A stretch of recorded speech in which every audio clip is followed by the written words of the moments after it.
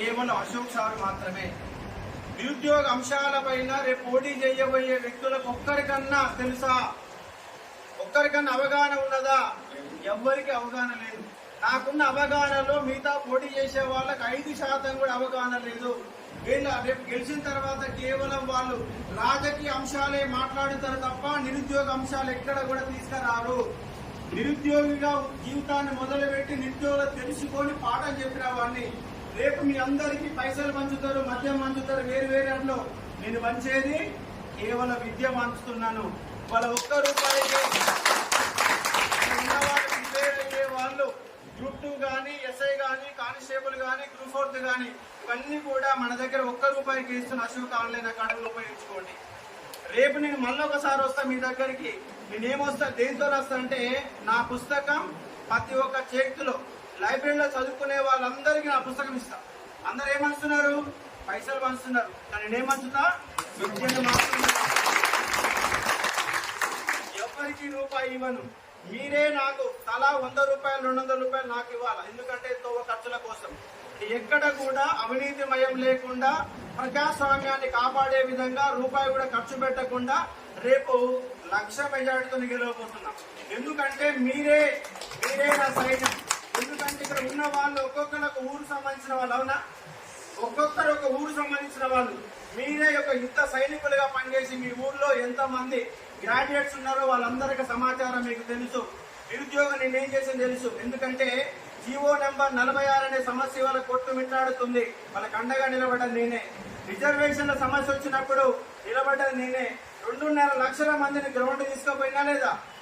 2.5 లక్షల మంది ground తీసుకుపోయాను SC, ST, BC విద్యార్థులని. దాంతో పాటు జేఎల్లో ఇంగ్లీష్ మీడియంలో రాయాలన్నారు. మీ అందరికి ఇంగ్లీష్ వస్తాయి. ఇప్పుడు ఇంగ్లీష్ మీడియంలో కనుక పరీక్ష పెడితే జేఎల్ ఒక్కరు కూడా తెలంగాణ గ్రామీణ ప్రాంత వాళ్ళకు ఒక్కరు కూడా ఉద్యోగం వచ్చేది కాదు. మొత్తం కూడా హైదరాబాద్ వాళ్ళ ఇంగ్లీష్ మీడియం వాళ్ళని కొట్టుకుపోయే అవకాశం ఉండే. తెలుగు మీడియంలో ఎగ్జామ్ పెట్టించాను. జేఎల్ 5 లక్షల మంది విద్యార్థులకు న్యాయం జరిగింది.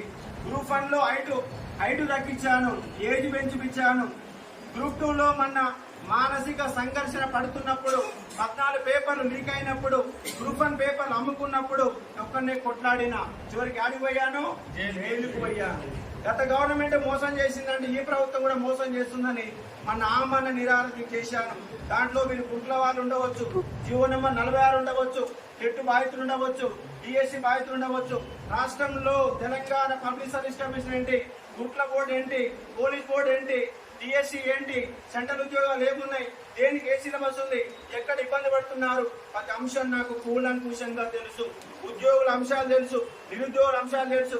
కేవలం నిరుద్యోగుల గురించి రేపు కనుక గెలిచినా ఓడినా మీ వెంట నడిచే ఒకే ఒక వ్యక్తి పోటీ చేసేవాళ్ళు ఏ ఒక్క వ్యక్తి కూడా నిరుద్యోగ అంశాలపై అవగాహన లేదు. వాళ్ళు కేవలం ఈ పదవిని రాజకీయ అవసరాల కోసం వాడుకుంటున్నారు. నేను ఎమ్మెల్సీ అనే పదవి రాజకీయ పదవి కాదు, మేధావులకు సంబంధించి. ఎందుకంటే రేపు మీరు ఏ పార్టీ గుర్తేస్తారా? వ్యక్తి ఫోటో చూసేస్తారు, మీకు నెంబర్లు ఇస్తారు తప్ప ఎక్కడ కూడా మీకు చేయి గుర్తు కానీ, పూ గుర్తు కానీ, టీఆర్ఎస్ గుర్తు కానీ ఏ గుర్తుండదు. గుర్తులు లేవంటే అది రాజకీయ పదవా? నేను రాజకీయ పదవిగా రావట్లేదు. మీ సమస్యలను ముందు తీసుకుపోవడానికి వస్తున్నా. ఎందుకంటే రేపు నేను 1,00,000 మంది నిరుద్యోగులను ఏకం చేస్తా. మొత్తంగా ఒక నిరుద్యోగ విప్లవాన్ని తీసుకొచ్చి హైదరాబాద్ లో 30 లక్షల మంది నిరుద్యోగులకు ఎట్లా ఉద్యోగాలు ఇవ్వరని లెక్క చెప్తా. రాష్ట్రం మొత్తం పాదయాత్ర చేసి నిరుద్యోగులందరినీ కదిలిస్తా. ఎందుకంటే వాళ్ళ డిగ్రీ క్వాలిఫై అయిన వాడు, పీజీలు చదివిన వాడు 10,000 రూపాయలు జీతాలు వస్తలేవు. ఎక్కడ జొమాటోలో పనిచేస్తున్నారు, సెక్యూరిటీ గార్డుగా పనిచేస్తున్నారు, మానసిక సంఘర్షణ పడుతున్నారు. 30 ఏళ్ళు అవుతున్నాయి, పెళ్లి అవుతుందంటే అయితే ఎందుకంటే సెటిల్మెంట్ లేదు. కూలీ పని చేసే వాళ్ళు రోజు 1,000 రూపాయలు సంపాదిస్తే నెలకు 30,000 వస్తున్నాయి. కానీ మనం పోయి ప్రైవేట్ స్కూళ్ళల్లో పనిచేస్తే 8,000 రూపాయలు ఇస్తలేరు. మనకు 5,000 రూపాయలు సంపాదించడం కష్టం అవుతుంది. చదివిన చదువుకు విలువ అవుతుందంటే లేదు. బట్ ప్రైవేట్ కంపెనీల్లో మనకు ఉద్యోగాలు రావాలా, తెలంగాణ బిడ్డలకు ఇవ్వాలా. ఆంధ్ర వాళ్ళు హైదరాబాద్ లో నీళ్లు తీసుకుంటున్నారు, హైదరాబాద్ భూమిని తీసుకుంటున్నారు, హైదరాబాద్ లో లోన్లు తీసుకుంటున్నారు. కానీ హైదరాబాద్ లో తెలంగాణకి ఉద్యోగం ఇస్తుందంటే ఉద్యోగం ఇస్తే ఫార్మా కంపెనీ ఉంది, కాలుష్య కాసారని మొత్తం తెలంగాణలో నింపుతున్నారు. కానీ తెలంగాణ బిడ్డకు ఒక్కడికి ఉద్యోగం ఇస్తలేరు. కేవలం 5% మంది మాత్రమే ఫార్మా రంగంలో తెలంగాణ బిడ్డలు, 95% మంది ఆంధ్రలో ఉన్నాడు. అంటే కంపెనీ ఏమో తెలంగాణలో ఉంటది, ఉద్యోగం ఆంధ్రోడికి ఉంటది. ఆంధ్రోళ్ళు ఒకటే కాదు, మొత్తంగా పక్క రాష్ట్రాలు వచ్చి మొత్తం హైదరాబాద్ ని కబ్జా పెట్టారు. కానీ తెలంగాణ వాడిదే తెలంగాణ అన్న ఒక నినాదంతో, నిరుద్యోగులదే తెలంగాణ ఒక నినాదంతో తెలంగాణ రాష్ట్రం వచ్చింది. కానీ భౌగోళికం వచ్చింది, కానీ ఏ ఒక్క వ్యక్తి న్యాయం జరగలేదు. కేవలం నిరుద్యోగ జాతి కోసం 30 లక్షల మంది నిరుద్యోగ జాతిని నేను ముందుకు నడిపిస్తా. కాబట్టి మీరే ఒక యువ సైనికులుగా, ఎందుకంటే ఒక్కొక్కరు ఒక గ్రామంకి వెళ్ళొచ్చు, ఒక్కొక్క ఊర్లో గ్రాడ్యుయేట్ అంటే మొత్తం ఊర్లో ఉన్న అందరు ఓటర్లు గ్రాడ్యుయేట్స్ అనే ఓటర్లు కాదు, కొంతమంది మాత్రమే ఓటర్లుగా ఉంటారు. వాళ్ళెవరో మీకు తెలుసు. మీరే పోవాలా, మీరే కలవాలా. ఇన్స్టాగ్రామ్ ని, ఫేస్బుక్ ని, వాట్సాప్ ని అన్నిటిని మీరు వాడుకోవాలా. వాడుకుంటే నేను గెలుస్తా. ఎందుకంటే వాళ్ళు డబ్బులు వస్తారు, కానీ నాకు డబ్బులు లేవు. ఎందుకంటే ఒక లెక్చరర్ ఒక పాఠం చెప్తే 2000 ఇస్తారు, 3000 ఇస్తారు, 10,000 సంపాదిస్తారు. కానీ లక్షల కోట్ల రూపాయలు మనకు పంచే సత్తా ఉన్నట్టు మనకు లేదు. కాబట్టి మనం కాపాడుకోవాలంటే ఒక నిరుద్యోగిగా ఉన్నటువంటి వ్యక్తిని, ఒక అధ్యాపకుని, పాఠం చెప్పిన వాడిని, అనువాన్ని తెలిసిన వాడిని, జీవోల గురించి తెలుసు, ఆర్జెంటల్ అంటే ఏంది, వర్టికల్ అంటే ఏంది, జోనల్ సిస్టమ్ అంటే ఏంది, ఎక్కడ అన్యాయం జరుగుతుంది. హైదరాబాద్ ని ఇవాళ సపరేట్ జోన్ చేశారు. హైదరాబాద్ 90% రిజర్వేషన్ పెట్టారు. ఖమ్మం జిల్లా వాడు హైదరాబాద్ పోయి పరీక్ష రాసే పరిస్థితి లేదు. హైదరాబాద్ మన రాజధాని కాదా?